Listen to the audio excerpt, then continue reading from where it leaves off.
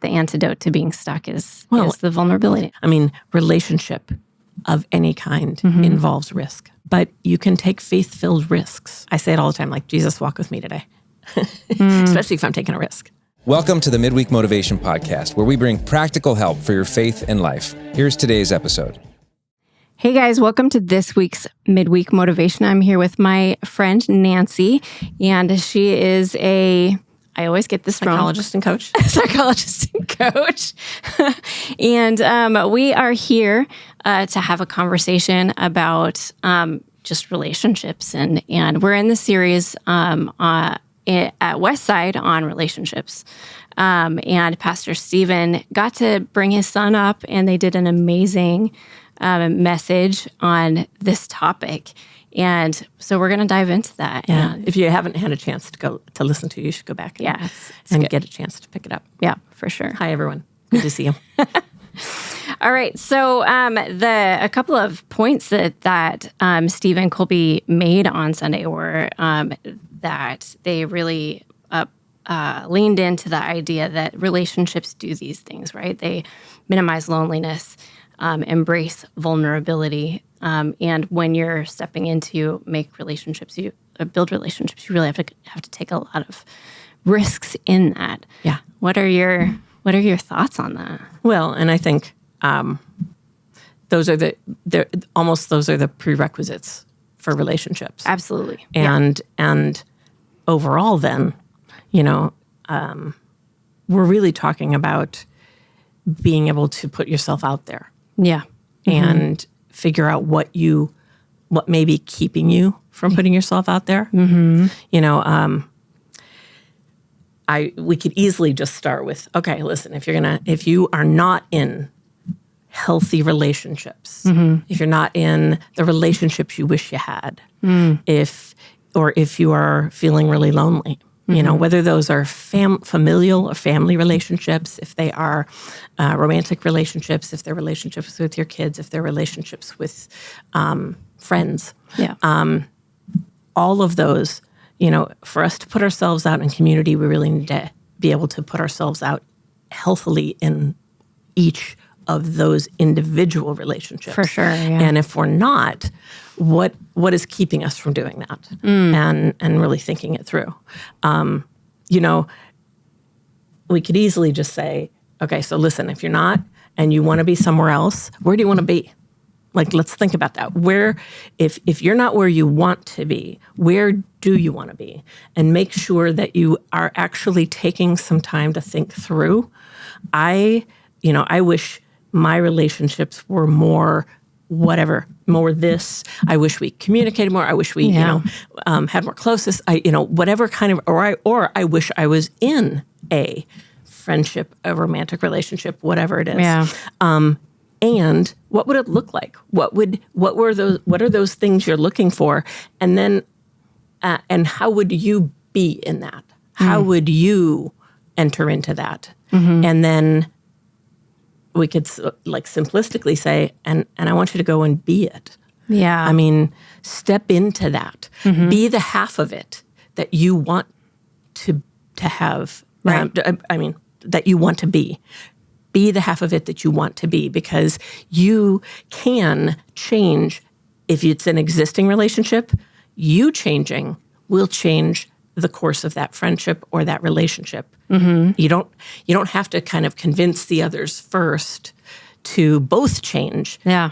Even if you just change and you start bringing your better self, if you start saying, okay, I'm going to function with more trust, I'm going to function with more integrity, I'm going to be that person of character that I really want to be, and that's what I'm going to bring every day into these relationships. Obviously, every day is a relative term because sometimes we have our off days, but sure. But there's I've experienced those changes in the relationships that I've had personally, and have seen what that, the avalanche that starts when you're the rock that they say, what is it? They say that you become, I don't know what the percentages, but that you are the makeup of however many people are around you. But you to to recognize that you get to be that person that influences somebody else from that other angle is incredible. Totally. That's awesome. Totally. Yeah, I love that. And understanding what is it that maybe gets in your way from being that person.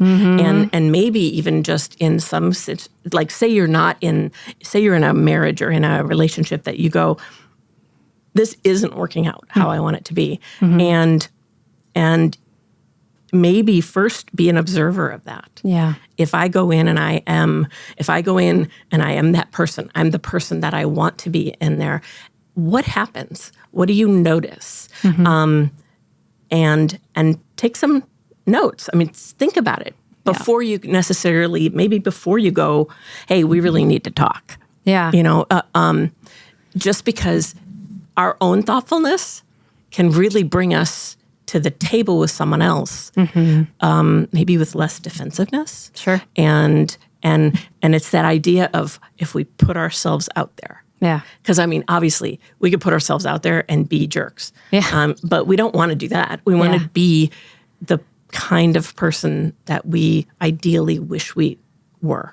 Yeah. And so it's funny because, I was thinking that as Steve and Colby were talking, that we do a lot of self-judgment. Yes, we do. We do. And that can really stop us from, we do other judgment too. We judge others for sure. Like, oh, why did he do that? Why, if he wouldn't do that, or if she wouldn't do that, then I wouldn't respond that way or something like that. But really, who do you have control of? You have control over yourself. So if we can then also look at when are we judging ourselves? Oh gosh, I really screwed that up. I don't know. Does he even like me? That kind of stuff. Does he even think, is he still into me? I hear that all the time when I work with people. Or is she still into me? Sure. That kind of thing. And just, we need to stop looking at and judging ourselves and our actions so we can actually truly and honestly see ourselves and see ourselves also not just how we see ourselves, but maybe also see ourselves as other people see us. Because that's also a good way. Sometimes we are so self-critical that we actually are seeing ourselves in a really skewed way. Yeah. That can often lead to people shying away. Like, I don't want to join a growth group. I don't want to go into a church community. I don't want to go, I don't want to put myself out there and join that exercise group or anything that's in community because we are struggling with that. Right. What do you think are some of the scenarios or situations that cause that? And what would you recommend to somebody maybe that you're working with to help them move through that process? Well, it's funny because we can think about what are the reasons we don't put ourselves out there. Yeah. They could be circumstantial. Okay. Like we've had previous hurts, we've had bad relationships, we had a struggle, we didn't have the parents we wished we had, or so some of those hurts could be way back. We could have a lot of self-doubt, so our confidence may not be high, but really underneath all of that is like the basis for all of that is really fear. Right. It's like a fear of putting ourselves out there. So, but if we dissect that a little further, it's like fear of judgment, fear of rejection, fear of the unknown, fear of maybe somebody because of our own self-doubt, maybe we're going to have fear that somebody will actually confirm that we're not enough or we're not good enough. Right. Fear of failure, and recognizing what is fear-based that may leave us sitting in place and not putting ourselves out there. It was funny because I had a little bit of an epiphany during the teaching on Sunday, because appropriately, because I certainly have used this terminology forever. Steve was mentioning, Steve or Colby, one of them was mentioning kind of being in our comfort zone. Yes. And I've often said, because it's it's often been said, we make our best growth as humans when we get out of our comfort zone. But as I was sitting there thinking, I was like, wait a second. If we, say you are super shy, really introverted, or you've had some hurts and you're thinking, I really wish I could be in a relationship, but it's not going to work for me. Relationships don't work for me. Right. Really good friendships, yeah, everybody else can have them, but they just seem to defy me. And those kinds of things don't seem to happen for me. Yeah. I'm not sure we're comfortable in those situations. I'm not sure we're in a comfort zone. No, not at all. Yeah. I think we're in a familiar zone. Right. And so what is uncomfortable is actually, obviously what's uncomfortable is stepping outside of it. But it's really not that we're sitting in and being all cozy and comfortable. We're just being safe. Right. Yeah. We're safe in our familiarity. And that's what we need to be willing to step out of. Yeah. I think that brings an interesting thing to mind that's come up a lot for me of late, and that is that the idea of choose your heart. You can stay in that space. What do you mean by that? You can stay in that space. Did you say choose your heart or choose your heart? Hard. Choose your heart. Okay. You can stay in that space of familiarity, but it's just as hard as it is to get outside of that and really struggle. Good. Yeah. It's struggle meaning to try something new and take a risk and get out of that. Staying in that space of being familiar with, just trying to protect yourself and being safe, is it. I just can speak for myself. Really, it's like that idea that if you're not moving, you're dead. You know what I mean? Yeah. It's very numbing and unfulfilling, really. Right. To just be in that safe space. Yeah. And life really kind of begins when you start to take some risks, and you risks on people, risks on things, but specifically we're talking about people here, right? Right. And we're social animals. Exactly. We are not meant to be living in isolation. Yes. We're not meant, but we can have circumstances that certainly put us in a place where we feel unsafe putting ourselves out there. Sure. Yeah. But what we have to just, like I said, just put yourself out there. Well, and truly, it's like, if we don't love ourselves, why would we think anyone else would? So maybe we also have to look internally and go, wait a second, I can't be all bad, because nobody's all bad. Sure. Maybe circumstances have had us in a certain place. Yeah. Maybe we've done some things that we go, I wish I didn't do that. But that's when we ask for God's forgiveness, right? Right. We aren't the judge. Yeah.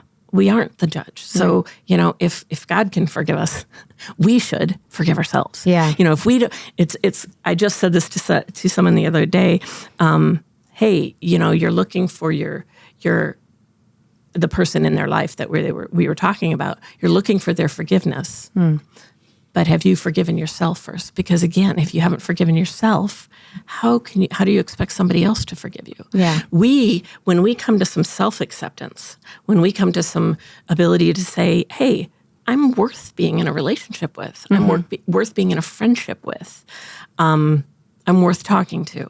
Well, head on out there and start talking to others. Don't wait for somebody else to talk to you. Don't wait for somebody else to invite you to step out. Put your head up, look forward, and move. And I know that sounds like a lot for some people that might go, I can't do that. That sounds terrifying. From a personal experience, it's terrifying.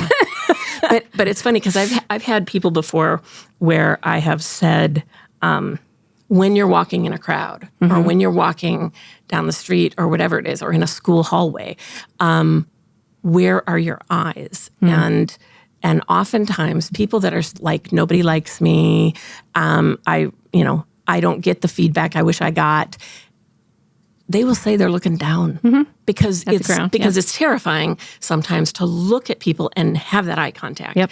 But how do we get feedback as humans? We get feedback because we actually make a connection. We look up, we look out, and we connect with somebody. And all you have to do is smile or notice that other people are actually catching your eye, which means they're noticing you. Yeah. And just these are the things we need to move into in order to be able to put ourselves out there. Right. Just recognize where your fear is. It can be all sorts of things. It can be because I went through a divorce, because I went, somebody died, because, you've had life happen. Sure. There's no doubt. I mean, because life happens to all of us. Right. But maybe the question then is, what am I afraid of? And if we then take that, what am I afraid of? And we really just make some bullets and go, okay, wait a second. All of that means I just need to go out there and prove that wrong because I'm functioning in fear. Right. And I love that idea of going out to prove something wrong because I would say that our default probably is to go out there and prove it right. You know what I mean? Oh, sure. Well, yeah, we can certainly do that. I mean, we do that enough by going, we have a belief system on anything, on any subject, anything, and we're going to go online and find the things that are going to say, yes, what we're believing is exactly correct. And we can do that with our own selves, too. Right. See, I went to church, or I went to the mall, or I went to work, and nobody talked to me. So nobody really wants to be my friend. But are you looking up? Are you looking out? Did you say hi to anyone? If somebody said hi to you, did you say hi back? Or did you just kind of put it we've all been there. Yeah. Where we've avoided the gaze. Yeah. Mine is usually when I don't do my hair and I just go to the store. I'm kidding, but I'm actually not kidding. I get it. Yeah, I get it. But put yourself, be the person that you want in those situations. Yeah. And see what happens. Yeah. And my guess would be that you will get some feedback that says, hey, that was cool. Yeah.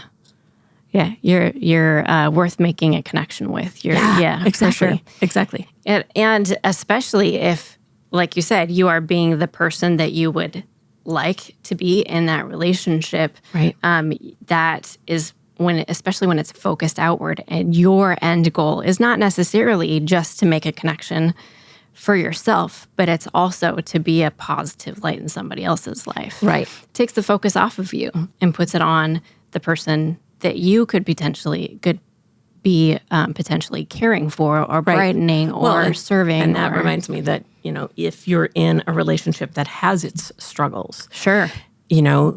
I often will say to people, so I want you to think of how you want to be in that, how you want to respond in that situation. And then maybe what you're going to do is you're going to say what is your thing you need to say at that moment. You say it in a calmness, and then you walk away. You make however you want to be in that relationship, you go and you do that, and then you move into the next thing. And you let that person who maybe you have a dance with, maybe you have a dance meaning like that you get into arguments, maybe, but if you want to say hey, I really need your help at night, or I really want us to be able to talk more, or something like that, maybe you just say that instead of we never talk. Sure. Or you say, I really loved how we had a chance to talk last night. Thank you. I really love it when we do that. And then you walk away and you just leave that sitting there without any expectation that somebody's going to say the right thing that's going to, let that sit and then keep that going. Does that make sense? It totally does. Yeah. And keep it going by creating an environment or a space where those things can actually happen. Yes. And keep it going, meaning continue to be the person you want to be in that. Yeah. And if you find that you lose your cool, then you account for it right away. As soon as you can, you account for it. Hey, sorry, I know I lost my cool. That is not who I want to be right now. And so my apologies. I am very sorry for that. I'm going to do better the next time. That's awesome. I see a through line in both of these situations, and it is a release or a setting aside of ego. Oh, totally. Yeah. I mean, ego and myth. Yes. Ego and what you have thought stands in your way. Because again, most of the things we think stand in our way, really the underlying piece there is that we're afraid of something. Yeah. And what is it you're afraid of? Ask yourself that. What am I afraid of right now? If I'm afraid of rejection, if I'm afraid of, hostility, if I'm afraid, I don't like conflict, or whatever it is, I'm afraid somebody is going to show me that I'm really not lovable. Then know it. Understand that that's a fear. Fear is a normal human emotion, but it isn't what we want to drive our life with. We don't want that to be our first step. We want to put our thinker on and say, okay, if I'm afraid of that, I'm going to do something that steps me out of that familiar zone. Yeah. Not comfort zone. Because that ain't comfortable. Right. The familiar zone, and move ourselves forward, even if it's just a little bit, and get some feedback. I love it. Yeah. And a little bit more and get some feedback. Yeah. Yeah. Like a real practical picture of this, and I probably have shared this with you before, actually, but when I am an introvert, and when I first, especially when I was young and I first started attending Westside, I was so shy and absolutely terrified to engage with people and to get myself out of the familiar zone and into the outside of my comfort zone. Yeah. I joined the hospitality team. Yep. And I was just thinking it was as simple and easy as this is what you need to do. You need to say hi to people and you need to smile. Yep. So creating just a next step for yourself as simple as I'm going to say this and I'm going to do this simple thing. I'm going to look up. I'm going to look out. Yeah. And you will notice that other people are thinking the same, feeling the same things as you. Right. And when they see your smile, that might open them up. It happens all the time. That's such good stuff. I love it. It's interesting that being in your familiar zone in that space where you feel stuck, and like just from my own personal experience, everybody's experience is individual, but like where you feel stuck, where you feel like a lack of confidence, where you feel that fear of rejection and all that stuff, like the antidote to being stuck and feeling like in that space and like you can't move out of it is actually putting yourself out there. Yeah, it is. It's not staying there. Yeah. And it feels like I'm just going to get a big tub of ice cream and eat it and get on the couch and watch 16 episodes of whatever. Friends, whatever. Yeah. and because that is not putting me at risk. Right. But the antidote to being stuck is the vulnerability and all that other stuff. And if we don't, relationship of any kind involves risk. It involves risk, but you can take faith-filled risks. Yeah. You can take a risk and I say it all the time, like, Jesus, walk with me today. Especially if I'm taking a risk. Yeah. Oh my gosh, that was such a good point on Sunday. That idea of taking a faith-filled risk, recognizing that on the other side of that, it could not turn out the way that you want it to, but that you're walking with Jesus in that, and however it does turn out on the other end, can still be a positive. Right. Like you're building reps, you're getting stronger, you're building your integrity, you're building your character, you're building who you want to be, regardless of what the end interaction is. It's still a positive outcome. Right. Yeah. And it may not be what you thought it was going to be, but maybe it ends up being something even better. Absolutely. Yeah. You don't get that unless you take a risk either. So exactly. Totally. That's awesome. Well, thank you so much for spending time here, Nancy. I always love your wisdom and I love chatting with you. We hope you enjoyed this episode of Midweek Motivation. To make sure you don't miss any content in the future, please subscribe, share, and if you enjoyed this, give us a like, and consider popping by a Westside service some weekend. You can find out more at westsidecommunitychurch.com.